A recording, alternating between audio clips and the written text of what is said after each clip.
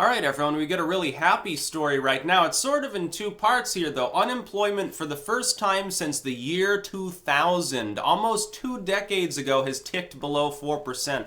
It was being stubborn there for years. It was hovering mid, 4.5, maybe 5% at some points, but it never quite could get down below 4%. Finally, it has, which is like great news. And that's partially because the March job numbers, the ones that they said came in below expectations. Oh, it turned out they were wrong. It was 30,000 higher than that. So it was actually, I believe, a bit above expectations. So yeah, when you get one of these jobs reports, you have to be a little bit wary because they usually go back a month later and revise them. So it could be like 10,000 less or 10,000 more. It's usually not huge, but it does matter. When you're talking about something cresting under 4% in unemployment, that's big news. Can you say extra consumer confidence? Yeah, lowest rate in almost 20 years. That's great. Unemployment claims are at their lowest level since the early 1970s right now. There are still people that think we're on like the precipice of a recession because they listen to Paul Krugman too much. Meanwhile, those of us who are not living in La La Land are like, yeah, the economy has definitely improved. You can see it. You can almost see it around you. Like there, I will tell you this: in the Rutland area, it looks a little bit more spiffy than it did a year ago. Yes. Now, part of that is just a continuation of policies that were already in effect. It's not like Trump gets 100% of the credit. The president doesn't unilaterally decide how many people are unemployed, but his contribution so far has been the reduction of certain regulations and the reduction of taxes leading to increased spending by businesses has buoyed up the numbers of new jobs.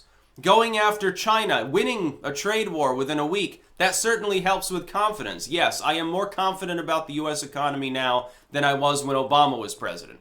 And don't think it's a partisan thing, because I'm not a partisan. I wasn't confident about Bush either. Things were going along okay for the most part during most of his administration, but he was still a numbskull. He still had no clue what he was doing. As for Clinton, he gets to take credit for economic booms and increased confidence because of the end of the Cold War, so-called, more than anything that he himself did. No, he was a tax and spend liberal who, I believe, raised the tax rate considerably. You have to go back to Ronald Reagan to find someone who's been as good on economics as Trump, or at least as supported as Trump. Trump's approval on economic issues is sky high compared to his approval elsewhere.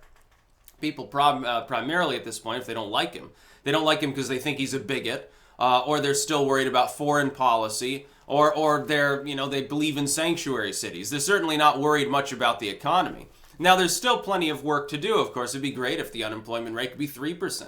By the way, as it falls further, which hopefully it does, it becomes more of an employee's market and people get a chance to bargain a little bit more, driving wages potentially up even further. U.S. businesses are doing fine. Now, this stands in stark contrast to what I've been told for over a year would supposedly happen between Krugman and all the other so-called leading economists. The leading minds of economics warned us. If Trump is elected, and they all said, as an aside, no, he won't be hot. Clinton has this in the bag. Whoops! They said if Trump is elected, you can look for another, fucking Great Depression. It's going to be terrible. Unemployment will double, wages will collapse, your children will starve, the debt will go through the roof, China will own us. It was very, very dystopian and nightmarish, and it sounded like hell. Oh my God, things are going to be terrible if Trump wins. Election night, people are watching the stock market the next day, nervously biting their fingers, waiting for the bottom to fall out. Whoops, it's going to be, the 1930s. We're gonna be whistling show tunes and walking along dirt roads towards some tenant farming crop field so that we can make the day's meager wages. And it didn't happen. No, the opposite has happened. Supposedly, when he talked about tariffs with China. Oh my God, the market's going to collapse. And for a couple days, it went down. A miniaturized correction that long-term is probably a good thing.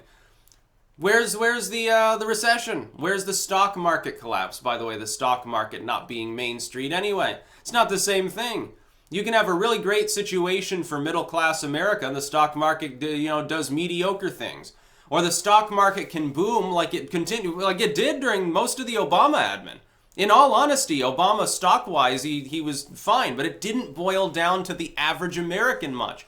Wages barely kept pace with inflation, or didn't. Trump saying, yeah, I'm going to lower the tax rate further. Yeah, don't worry about it. I'm Donald Trump. I understand money more than anybody else, and it's kind of true. Yes, he's a fiscal genius.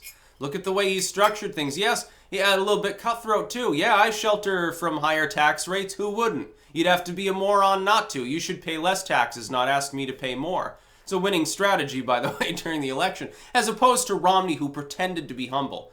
Oh yeah, I'm a billionaire, but trust me, I wear a $15 rain poncho just like you. Who let the dogs out? Who? Hey, you remember that shit? Donald Trump is like, I'm not normal. I'm spectacular. I'm huge and great, and I do everything bigly. What more need you know? I'm the kind of guy you want to manage your money, not the dude who can't even sing a fucking song.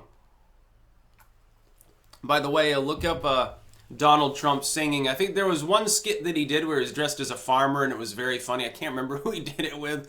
This was a long time ago. And then look up the one where Giuliani is cross-dressing. That one was even funny. And it's a little bit weird, connected with the fact that Giuliani's back on his legal team now. Very funny. He's managed to deflect the Cohen and Stormy Daniels thing again because, at this point, who cares? It's literally a tabloid piece of spew. The economy's going great. We might finally end the Korean War. We're not in a recession. We haven't, I guess, started any new wars at the moment. Diplomacy elsewhere and domestic policy remains roughly stable. Taxes are down, wages are up, and people are worried about Donald Trump dicked a porn star 10 years ago. I don't care. More power. It looks like he did this repeatedly, too, with different people. So congrats. So he's a ladies' man. He has a lot of money, and women sort of do the, hey, buy me a limo thing. I want this sports car, Donald. Hey, yeah, of course, let's go up to your room. Yeah, but first I want to see the sports car in the parking lot. You can get it here in 15 minutes. You're Donald Trump. That's sort of the way that he did things. As far as economics go, unemployment now is at its lowest level since, the very early days of the 2000s. We're talking before I believe, pre-dot-com bubble bursting days. Well, that's great news. And black unemployment is the second part of this. Black unemployment is now at its lowest level ever recorded. Now, it's still, twice the amount for white people. I believe it's 6 point something percent or whatever. So it's still higher, but it's the lowest it's ever been, and it's still dropping.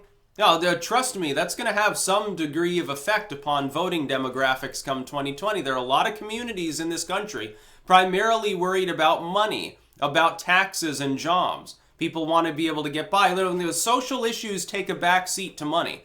If a person is under economic stress, that tends to be the first thing on their mind, unless there's a large-scale war going on.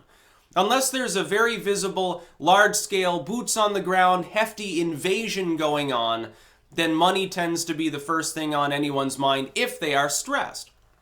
You have less stressed people, they're going to feel more positively about things. They may delve into social issues, but not all of them care about it.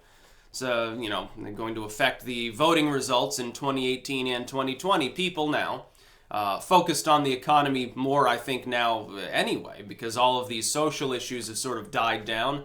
Where are the pink hats? Where's the big resist march?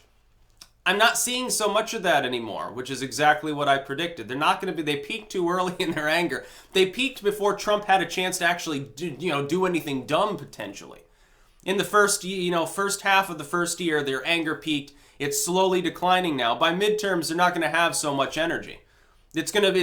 Trump is knocking the wind out of their sails, and by 2020, they'll be an afterthought. It'll be back to politics as normal, actually. Except that we'll have a president who has given us at least one significant tax cut, probably two. He's, talked about that. Is ripping apart regulations. Wages are going up and less people are jobless.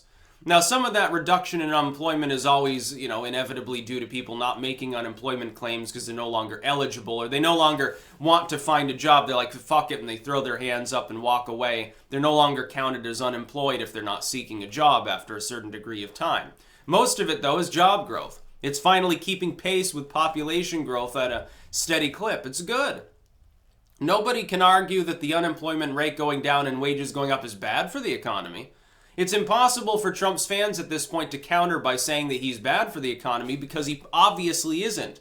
You can demonstrate that by looking at all of these metrics for the last year. They are all good. They've all been performing well. Growth in the economy is higher now than at any point during the Obama presidency. And so it's simply he is superior to Obama when it comes to money. And he's getting, the result of that is approval on economics is higher for Donald Trump. Now, approval on other issues is lower. Like, one of the biggest gaffes he made, one of the biggest things holding the Republicans back, then what did they do with the ACA? Well, the ACA mandate's gone, which was the biggest concern I think everyone had. Other than that, it's still there. Still in full effect. By the way, it will never be repealed at this point. The ACA is now the law of the land, like it or not. Most of you probably not. But it's there. It's going to stay there minus the mandate. So long as there's no mandate, by the way, I really don't give a fuck. I don't give a fuck because I'm not going to purchase health insurance. I'm not going to pay through the nose when I already have to pay a higher than normal tax rate because I'm self-employed. It's just not going to happen. I'll wait till I'm older and I actually need regular medical care. Right now, I feel healthy, and if I just drop dead of a heart attack at 40, just fucking bury me then. I'll have enough, because I didn't buy health insurance, I'll have enough money in my bank account for a nice grave.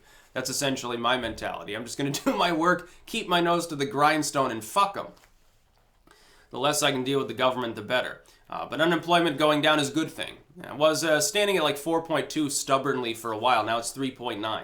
Finally crested below 4%. Black unemployment, lowest ever. It's a good thing. Yeah, it's winning. Absolutely, and a lot of people see that. That boils down to potentially many hundreds of thousands of people that have no longer been counted unemployed. It's quite a bit. That's about all. Peace out.